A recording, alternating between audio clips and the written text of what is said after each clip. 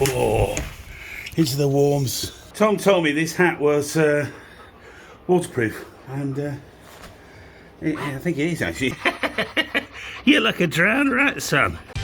I'm utterly fed up with the fact that my PC is here. I swore blind it's the best place for it because I can get to the back easily. I recently put the batteries on some casters and a piece of wood, and I'm thinking I ought to do the same with this. I could get a piece of wood, put some casters on it, and I could have the Shack PC underneath, so you can just roll it out. And if every time I put another USB line or something else into the back, if I make sure with, I don't know, a bit of doingy shock cord or something, so I can pull the Shack PC out from underneath, just roll it out, get to the back to have a fiddle, we should be able to put that down there. So it's getting on for 7 years old. And as you know, if you live stream and do editing or whatever else, and I got it for free, okay? So thank you, James, by the way. I'm trying to get out of this purple light. James, M0YOM, he got that for me. And it was great. It's just a regular Shack PC doing some logging. It's an i5 and a genuine hard disk, and I've put all my docs on an SSD. But it suffers. It hasn't really got a dedicated GPU. So when I'm streaming and I want a picture of the field on the camera, it's got to decode that data stream on the fly. It's got to put it into OBS. It's got to take me and put that into OBS. It's got to stream it up to YouTube.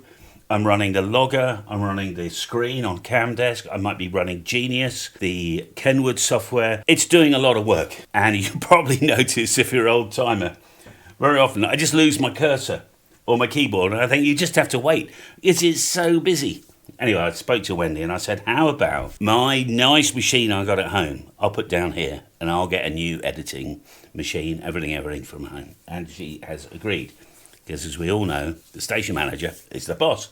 So if you followed the Shack tour video, I want this clean and I just want my radios. So I bought these casters.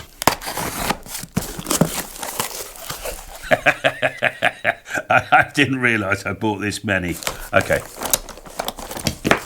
It was a deal. I think it was 12, which allows me to do this 3 times. I'll put the link down below if you're interested. I'm not on commission or anything. I'll just let you know where I got them from, all right? But then I'm forever using up bits of scrap wood, and I have, since I've moved in here about 3 years ago, I have almost used all the scrap wood. But I found a piece. This is works for one of Wendy's cabinets. So we can cut this. I'll get my set square. We'll cut that. The other problem I've always had with these blooming casters is that the holes are always quite big. And in the past, what I've done is I've used through bolts.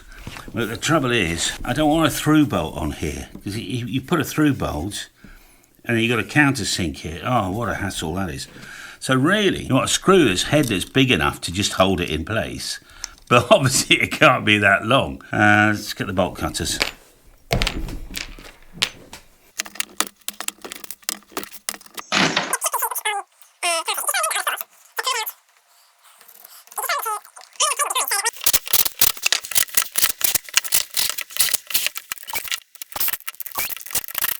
Hey, I made a skateboard. I just thought I'm not going to start skateboarding on this because I've only got Django here, and it's just my luck that I'll go tit over arse.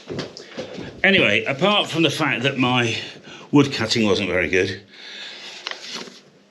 it worked. So I'm just giving you a bit of inspiration, really. In a couple of months' time, I'll be able to sort of give you the result, but we'll put the new PC here on the floor, and I'm thinking a bit of shot cord and make sure that I can always get the cables in and out. Maybe you've got some casters knocking around, a bit of scrap wood, you do the same, but it will clear up your desktop, you know, for your radio equipment and not all your computer gear. All right?